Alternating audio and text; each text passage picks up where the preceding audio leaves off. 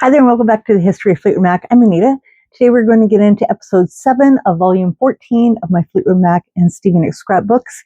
And I thought I'd be starting off with time space, but I made not really an error. I just kind of have my pages not in order. And I have kind of some odds and ends pages. For example, this one here is kind of a hodgepodge of there's some 91 still, some of the time space. This is 91. This is 91. This is a Xerox of the article when she appeared with members of a band called Venice. They sang Landslide, and it's written on the back. I think Landslide and Dreams is what they sang at the show. And then Scott Crago and guitarist Michael Lennon and drummer Scott Crago will back Nicks on her summer tour, which I remember. I think I met Scott Crago, I want to say, at one time. Then we have this is when Stevie Nicks did the t-shirt for the Rhiannon shirt for the Hard Rock Cafe. And this is a little blurb about it here at the bottom. And then there is another picture of the shirt with a different blurb here at the bottom.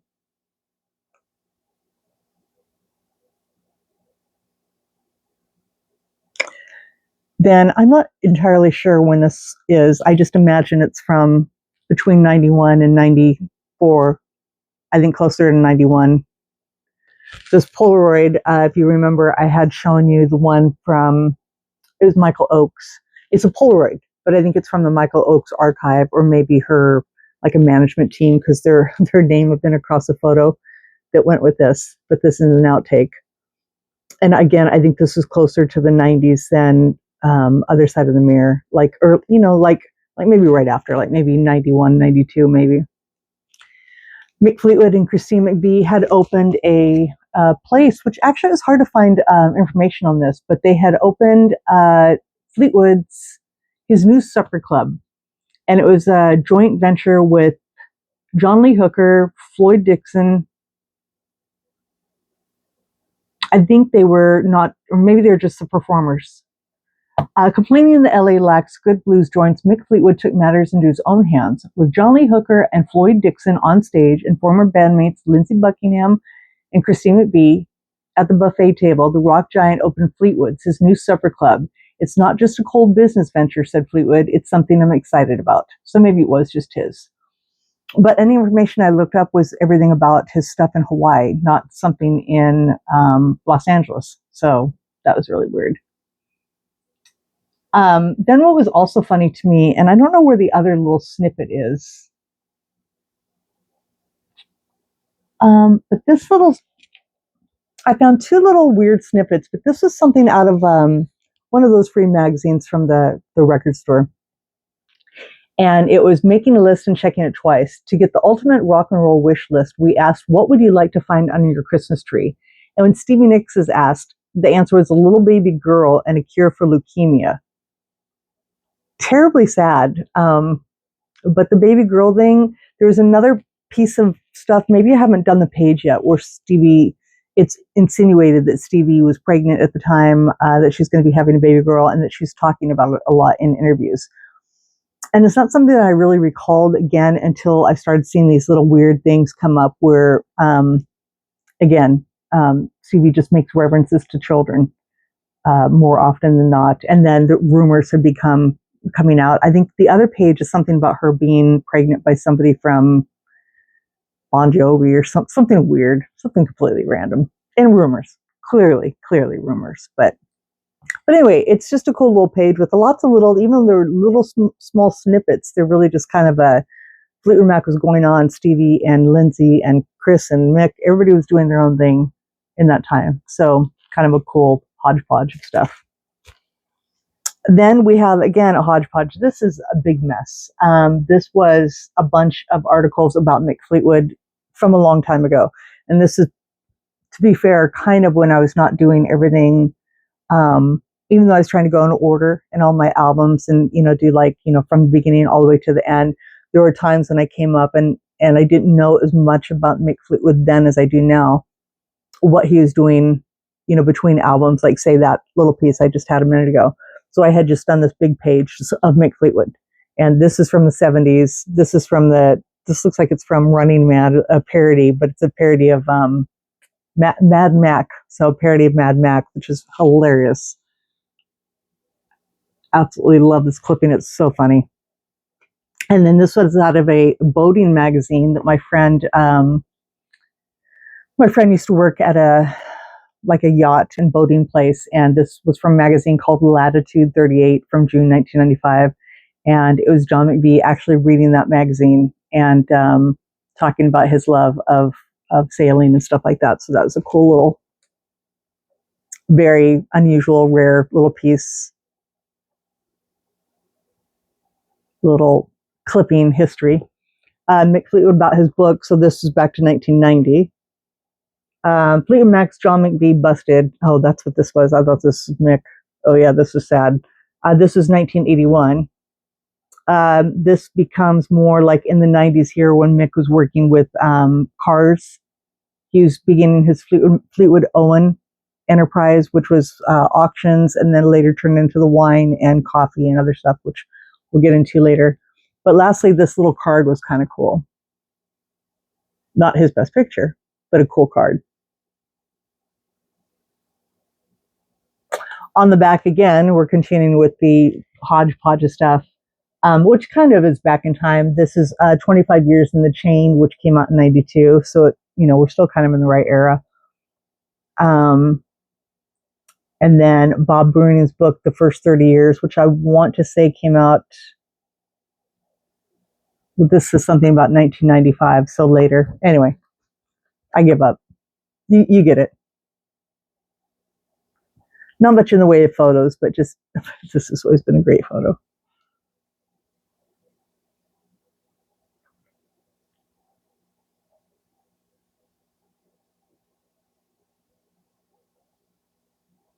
But yeah, just a hodgepodge of everything. Now, because we are going into Street Angel, this did actually fit, and I had this actually well after Street Angel. I had this like towards 96, 97, and I found it. This is an article that came out of Six, which I believe is a UK magazine, and this came out in 1992. So again, kind of before, well, this would have been before Out of the Cradle, so it should have gone back, but like I said, I just found it. And actually, I think that this is the one article from the magazine called Six.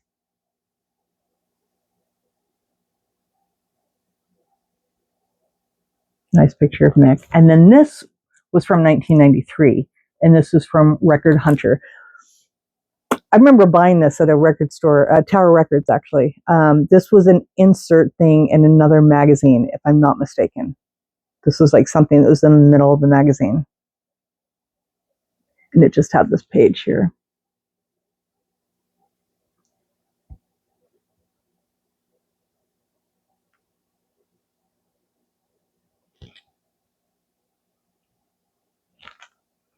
This is kind of just this actually was an article with, it looks like Mick Fleetwood and Christine McVie, and kind of talking about the Bill Clinton thing, which I'd already gone over. So yeah, just the complete article, a really nice little article. So now with that behind us, if you can believe it, because I messed up, and like I said, I found these pages.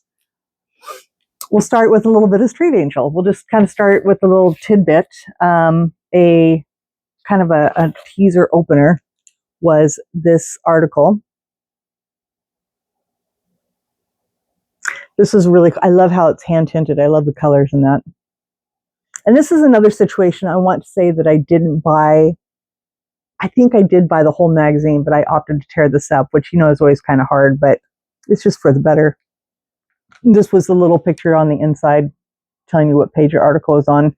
I'm a big fan of Susan Sarandon too. I mean, I used to do Rocky Horror, so my best friend is her doppelganger. So I think I sent this to her. I think I sent the Susan article to her.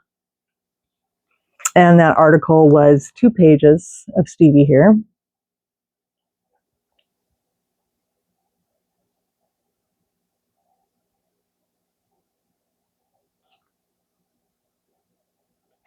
We will see this picture a few times. We'll see both of these. We'll see a lot of these hat pictures, a lot.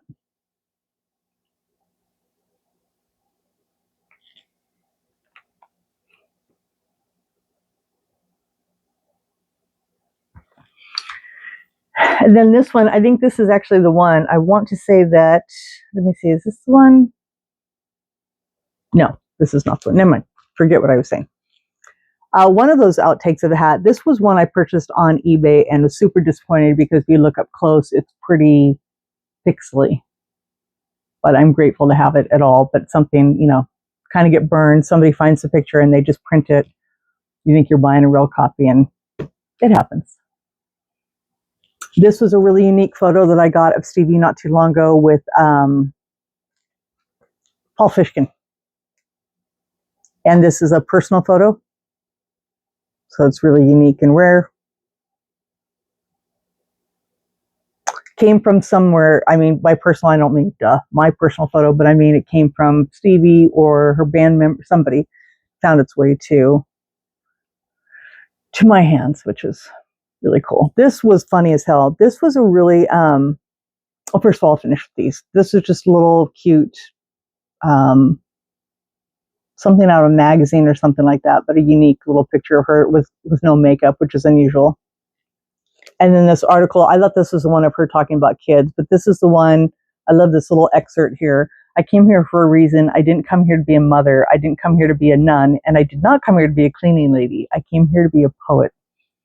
And it just goes on to talk about her, you know, just her rise and lots of drugs, but all that's changed. And it talks about her in 1994, she went on a solo tour and fans gasped, whatever, at the sight of the 5'1" former sex symbol who ballooned up to 175 pounds.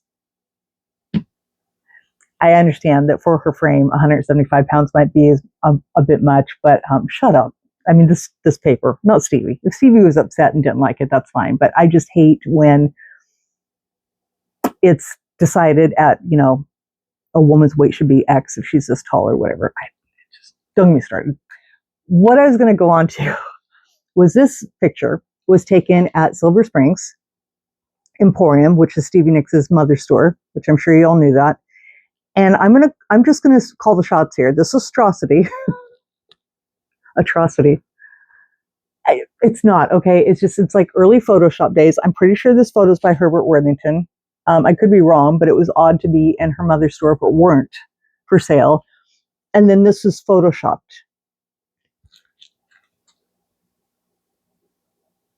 Like when Stevie's made fun of for all the, like, you know, her head's in the clouds and, you know, crystal balls and teddy bears and lace and candles and every what's what I'm looking for?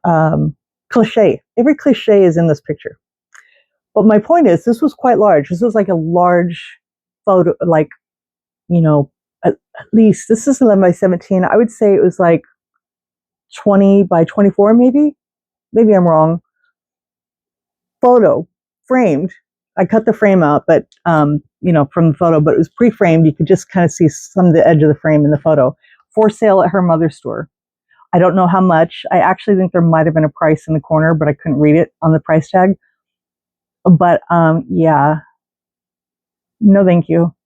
I like the photo, but this weird merging of the two things just cracks me up. It yeah. I'm sorry. It's, you know, I'm very positive here, but this thing is just, it's just awful. I just, of course I want it. I mean, I would love to, you know, because it's so odd. Like, I don't know one person who has this, who's even seen this. I mean, I know a lot of people have seen this photo, but many people hadn't seen this. And I know many a fan went to Silver Springs, but I don't know anybody who ever bought one. And it's just so strange. It's just the most random, weird. It's weird. So that'll do it. That is your intro into Street Angel finally. A lot more to go. And hope you enjoyed this video and have a wonderful night. We'll see you next time. Bye.